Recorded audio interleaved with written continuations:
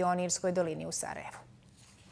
Lavovi će biti smješteni u 1200 metara kvadratnih, u savremenom kavezu uređenom po najnovijim standardima za humano držanje životinja. Bez rešetki i željeznih prepreka, posjetioci će imati puno ugodniji pogled i moći će bolje vidjeti dugo očekivane životinje. Ovo je vjerovatno posljednji put da je neko ušao u ovaj kavez. Već za nekoliko dana 2 lava svoj dom pronaći će u Pionirskoj dolini. Ženka stara 7 godina i mužjak star 3 godine. Pitanje je dana kada će oni doći odnosno biti transportovani iz zoološkog vrta iz Sofije. A kada napokon stignu, bit će im jako ugodno.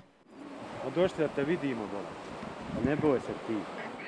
Znaš kako se oni lijepi moj. Lijepi moj, konjo moj. Ma konjo moj. Lijepi, ne boj se. Evo. Oni koji brinu o životinjama u Pionirskoj dolini potpuno su spremni za novi izazov i nadaju se da će lavovi biti velika atrakcija u jedinom zoološkom vrtu u Bosni i Hercegovini, jer druge životinje već su šarmirale mnoge posjetitelje.